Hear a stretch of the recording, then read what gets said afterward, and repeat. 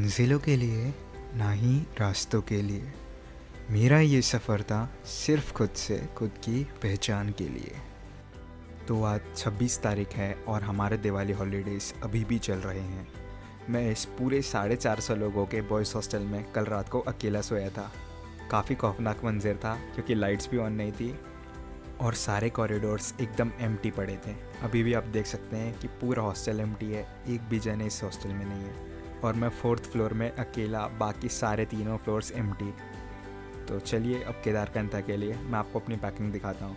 मैंने रात को ये सारा कुछ अरेंज करके रख दिया था ताकि मैं सुबह फटाफट अपने बैग में सब सामान पैक करूँ और निकलूँ। तो ये 2 वुलन फ्लीस हैं, फिर ये कुछ इनर गारमेंट्स, ये शॉल एक एक्स्ट्रा, ये सॉक्स, फिर आता है कुछ शॉर्ट्स एंड जीन्स, फिर नॉर्मल ट्रैक पैंट्स, फिर आते हैं स्वेटर्स और फ्लैनल, फिर shirts and this are 4 T-shirts, they are all dry fit t-shirts, then मेरी sun cap, insulated bottle, my glasses। और इन दो जो पैक्स है इसमें मैंने अपने एक्सेसरीज रखी थी। तो बस अब फटाफट से सारी चीज़ों को अच्छे से पैक करना था इस ब्लैक बैग में और निकलना था अपनी ड्रीम ट्रिप के लिए, जो कि है केदारकंठा। तो जैसा कि आप लोग देख सकते हैं अभी हम लोग ट्रेन स्टेशन पहुंच गए हैं, पर प्रॉब्लम ये थी कि हम लोग के जाते वक्त की टिकट्स कंफर्म ही नहीं थी। तो बेसिकली हमको पूरा नागपुर से दिल्ली तक का सफ़र या तो खड़े होकर तय करना था या फिर जुगाड़ से कोई सीट जमानी थी और उसी को पकड़ के बैठे रहना था। तो देखते हैं अब कि हमें एक सीट मिलती है या फिर हमको खड़े होकर ही जाना पड़ता है। तो चलिए मैं आपको अपनी टीम से इंट्रोड्यूस कराता हूँ। ये है वरुण द जोकर क्लाउन और ये सबको एंटरटेन रखता है। ये है Himanshu the 10th GPA topper. ये है समीर हमारा फोटोग्राफर। ये है तनुज जो कि एक ड्रोन पायलट। और ये हूँ मैं, music producer, travel film maker, painter, fashion blogger and a motorcycle tourer. हाँ पता है काफ़ी नार्सिसिस्टिक बिहेवियर है मेरा, पर ठीक है, ये लोग हैंडल कर लेते हैं मुझे। सो फाइनली अब हमारी ट्रेन आ चुकी है। अब सचमुच ऐसा लग रहा है कि हाँ यार, ये जो ट्रिप हम इतने टाइम से प्लान कर रहे हैं ये सचमुच में हम जाने वाले हैं। ये ट्रेन वैसे काफ़ी अच्छी ट्रेन थी। इसका नाम तमिलनाडु एक्सप्रेस था और ये बहुत ही ज़्यादा क्लीन थी और इतनी अच्छी साफ़ सुथरी ट्रेन हम लोग ने स्लीपर क्लास में तो कभी नहीं देखी थी। नॉट ओनली दिस, इसमें एक पेंट्री कार्ड भी था बहुत अच्छा, जो कि मैं पहली बार ही विज़िट कर रहा था अपनी लाइफ में, और वो भी बहुत ज़्यादा अच्छा था। वो पूरा ही एयर कंडीशन था, तो वहाँ पे हम कुछ भी ऑर्डर करके मस्त चिल करके बैठ के खा सकते थे आराम से। तो जैसा कि आप लोग देख ही सकते हैं कि काफ़ी भीड़ हो चुकी है यहाँ पे और काफ़ी मारामारी चल रही है ट्रेन पे चढ़ने के लिए, और मेरा वरुण भाई यहाँ पे काफ़ी टेंस्ड लग रहा है। पर ठीक है, एट दी एंड हम लोग सही टाइम पे ट्रेन पे चढ़ जाते हैं और हमारा सफ़र यहाँ से शुरू होता है। तो ये भोपाल जंक्शन है और यहाँ पे मैंने अपनी ट्रेन स्विच कर ली थी। मेरी बहन मुझे यहाँ पे लेने आई थी और यहाँ से मैंने एक जनरल की टिकट खरीद के एक 3 AC के डब्बे में घुस गया था, क्योंकि उसमें 42 लोग मेरे पहचान के ग्रुप था वो जा रहा था। तो मेरी रात इजीली कट गई। यही चीज़ इनके नसीब में नहीं थी, क्योंकि मैंने तो अपनी ट्रेन स्विच कर ली थी, पर इन लोगों को रात भर काफ़ी परेशानी गई क्योंकि हमारे पास कंफर्म टिकट्स नहीं थी। तो फाइनली हम लोग दिल्ली पहुंच चुके थे। वहाँ पे हमने एक टैक्सी किराए पे ली और निकल पड़े पूरा का पूरा new Delhi, the capital of India, घूमने के लिए।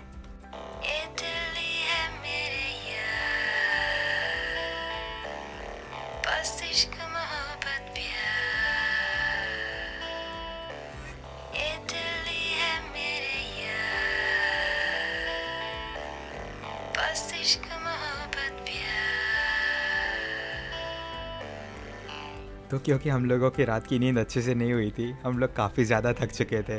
अभी देख सकते हैं आप लोग कि इन लोग की शक्लें किस टाइप की हो चुकी है। हम लोग इतना ज़्यादा थक गए थे कि एकदम पागलपंती टाइप की हरकतें कर रहे थे, जैसे कि आप लोग अभी इनको देख सकते हैं कि ये लोग कैसी हरकतें कर रहे हैं। बस फिर आखिरी में हम लोग चांदनी चौक गए और जितनी भी एसेंशियल चीज़ें थी वो हमने ले ली, क्योंकि आज रात को हम देहरादून निकलने वाले थे। और ये हम लोग थके हुए राजपथ और इंडिया गेट पे सनसेट का मज़ा लेते हुए। तो फाइनली अब हम लोग देहरादून पहुंच चुके हैं और हम निकल रहे हैं सांकरी के लिए, जैसे कि हमारा ट्रैक स्टार्ट होगा। तो देहरादून के निकलते से ही काफ़ी सुंदर वादियाँ शुरू हो गई और उनको देखते ही देखते हम पता नहीं कहाँ खो गए और अगले दिन हमारी सुबह ही नींद खुली। सुबह उठते से ही हमने हमारी शुरुआत लेमन टी के साथ करी और वो भी पहाड़ों के बहुत ही खूबसूरत व्यू के साथ। हमारे मॉर्निंग ब्रेकफास्ट में उस दिन स्क्रैम्बल्ड एग्स और आलू के पराठे थे जो कि बहुत ही टेस्टी थे। मैंने बहुत सारे आलू के पराठे खाए क्योंकि अब हम लोग को निकलना था केदारकंठा के ट्रैक के लिए। तो फ़ोन कहीं रख दिया, बैग कहीं रख दिया तो ऐसा नहीं चलने वाला। ठीक है, आपको खुद अपना ध्यान रखना है, तो किसी को कुछ भी। तो यहाँ पर हमको ट्रैक पर निकलने से पहले की ब्रीफिंग्स दी जा रही है। ये कि सामने वाले जो भैया आपको दिख रहे हैं ये हमारे गाइड है और ये हमारे साथ पूरे टाइम ट्रिप पे रहने वाले हैं। खैर नॉर्मली तो हम लोग यही एक्सपेक्ट करके गए थे कि हमारा गाइड हमारे साथ पूरे टाइम ट्रिप पर रहेगा, पर आगे की बातें मैं आपको आगे ही बताऊंगा। गणपति बाप्पा गणपति बाप्पा गणपति बाप्पा। और बप्पा का नाम लेके हमने हमारी ट्रैकिंग फिर स्टार्ट कर दी। ये इतना खूबसूरत था कि मैं इसको अब बयां भी नहीं कर पा रहा हूँ।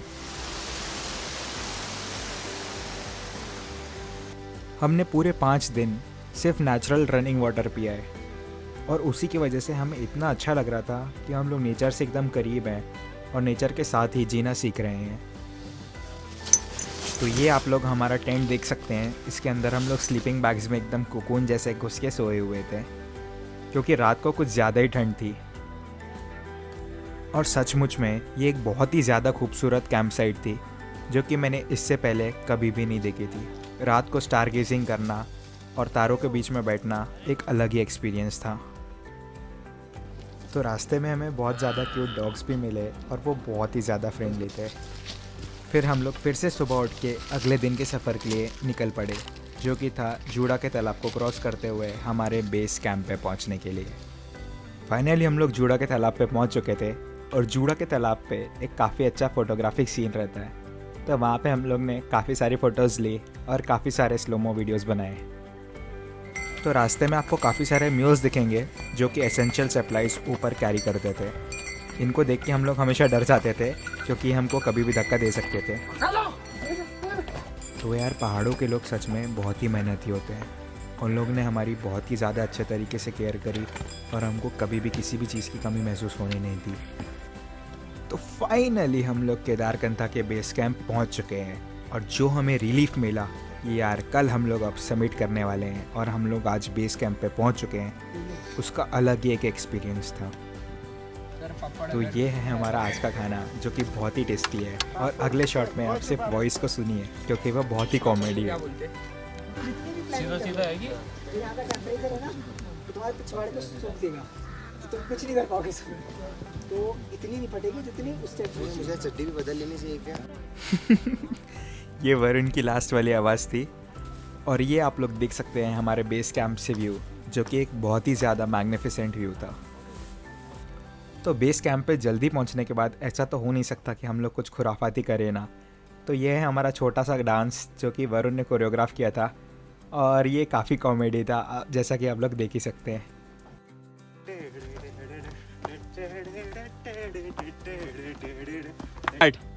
One two three start.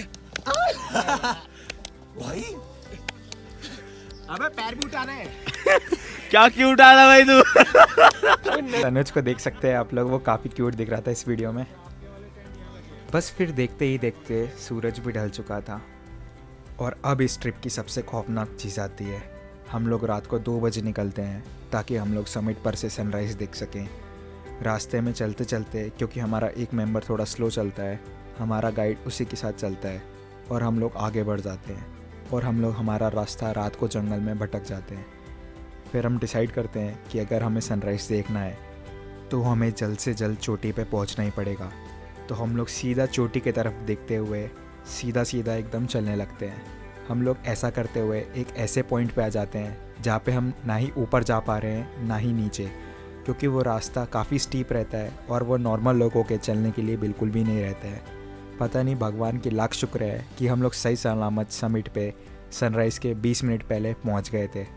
And finally we submitted Kedarkantha. बाबा रे बाबा रे बाबा रे बाबा रामदेव बाबा रामदेव बाबा बाबा रे बाबा रे बाबा रे बाबा रामदेव बाबा रामदेव बाबा। तो ये मॉर्निंग की हंस का व्यू था वहाँ पे सुबह सुबह। ट्रस्ट मी गाइस, ये इतना सुंदर था कि मैं इसको बयां कर ही नहीं सकता। It was just magnificent. आप लोग यहाँ से पूरी हिमालयन रेंज देख सकते हैं। देखिए सारी हिमालयन रेंज, सारी पीक्स यहाँ से विजिबल थी और ये नज़ारा बहुत ही ज़्यादा खूबसूरत था।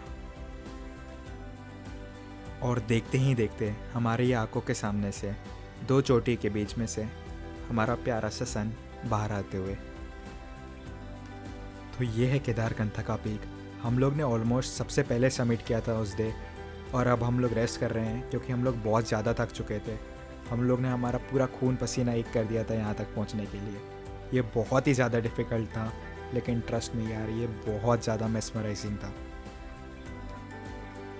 After enjoying the view soon we started descending, क्योंकि हमें सही टाइम पे हमारे बेस कैंप से नीचे वाले कैंप पे पहुंचना था, जिसके लिए हम लोग ने पूरा कंटिन्यूसली 15.5 घंटा वॉक कर दिया था उस दिन। हम लोग रात को 2 बजे निकले थे और हम लोग हमारे बेस कैंप के नीचे वाले बेस कैंप पे शाम को 5:30 बजे पहुँचे। मतलब ऑलमोस्ट 15.5 घंटे हम लोग रुके ही नहीं। और ये हमारा बेस कैंप से सांकरे के लिए निकलते वक्त का समय है। शायद हम लोग इस पहाड़ पे कभी रिविज़िट ना करें, लेकिन केदारकंठा ने हमारे दिलों में एक ऐसी जगह बनाई थी जो कि हम कभी ना भूल पाएंगे।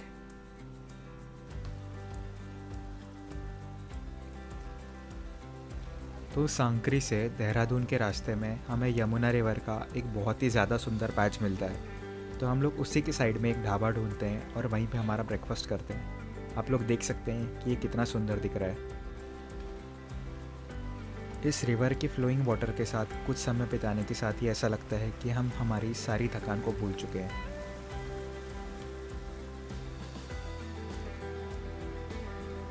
पता नहीं क्यों ऐसा लग रहा है कि देखते ही देखते इतनी जल्दी इतने दिन हो भी गए और हमारा सफ़र अब ख़त्म होने जा रहा है। तो ये है सांकरी से देहरादून का रास्ता और आज हम लोग मसूरी में रुकने वाले हैं।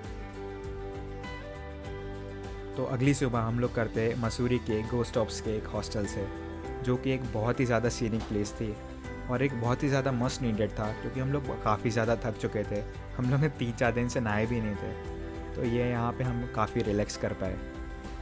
अगले दिन फिर मैं और समीर एक स्कूटी रेंट पे लेकर मसूरी को घूमने के लिए निकल गए।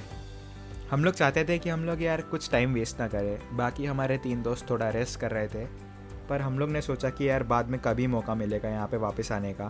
तो हम लोग ने उसी दिन, हम थोड़ा थके हुए भी थे, फिर भी एक स्कूटी रेंट करी और मसूरी के आसपास के जितने भी स्पॉट्स थे वो सारे घूम लिए। तो ये है मसूरी का कैंपटी वाटरफॉल। ये बहुत ज़्यादा फेमस है और यहाँ पे काफ़ी भीड़ थी, पर ये वाटरफॉल फैमिली के साथ विज़िट करने के लिए काफ़ी अच्छा है, क्योंकि यहाँ पे आप काफ़ी रिलैक्स कर सकते हैं, आराम से पानी में पैर डाल के घूम सकते हैं। फिर हमने उस दिन सारी टूरिस्टी थिंग्स एंजॉय करी। एकदम टूरिस्ट जैसे हम लोग घूम रहे थे, सारी चीज़ें खा पी रहे थे और मस्त एंजॉय कर रहे थे, क्योंकि ट्रैक पे यार हम लोग काफ़ी थक चुके थे। हमारी एक्सपेक्टेशन से थोड़ा मुश्किल ट्रैक था, तो आज का दिन हमने हमारे रिलैक्सेशन के लिए रखे और एकदम एज आ टूरिस्ट घूम रहे थे हम लोग। वैसे मसूरी में 2 व्हीलर रेंट करना काफ़ी अच्छा रहा, क्योंकि हम लोग ने एक पूरे सिटी का ओवरव्यू ले ही लिया और ये काफ़ी अच्छा हिल स्टेशन है। मतलब आप फैमिली के साथ ज़रूर विज़िट कर सकते हैं। तो ये व्यू था हमारे हॉस्टल से रात के टाइम पर। मैं आपको बता ही नहीं सकता ये कितना ज़्यादा सुंदर व्यू था। मतलब GTA सैन एंड्रियास में जैसे आप खेलते हैं और लॉस एंजल्स के बेवर्ली हिल्स से जो आपको व्यू दिखता है, सेम देहरादून सिटी मसूरी से वैसी ही दिख रही थी। तो ये ट्रिप हमने वैसे काफ़ी बजट पे करी थी। कई बार हमने लोगों से लिफ्ट भी ली ताकि हमारे काफ़ी पैसे बच जाएं। ऐसे करके हमने काफ़ी पैसे बचा चाहिए थे। मतलब जिस हॉस्टल में हम लोग मसूरी में रह रहे थे, वहाँ से मेन सिटी में जाने में ऑलमोस्ट 300 से 400 रुपये हर बार लगते थे। तो हम लोग किसी भी टेम्पो वाले का रोक के लिफ्ट ले लेते थे और वो हमको फ्री में ड्रॉप कर देते थे। मतलब काफ़ी सही चीज़ थी ये। एंड ये सब चीज़ें आप जब तक करते नहीं हैं, आपको असली ट्रैवल का मज़ा नहीं मिलता है। तो ये सब चीज़ें आप जब भी ट्रैवल करने जाएं ज़रूर ट्राई करिए। लोग आपकी हमेशा हेल्प करते हैं। To all the memories made and all the challenges conquered, ये ट्रिप मेरे दोस्तों के बिना बिल्कुल ही अधूरी थी। अगर समीर, वरुण, तनुज एंड हिमांशु मेरे साथ नहीं होते तो शायद मैं इतना एंजॉय कभी नहीं कर पाता। Cheers to our friendship and cheers to Kedarkantha. Signing off for now. Thanks for watching and do subscribe and like this video.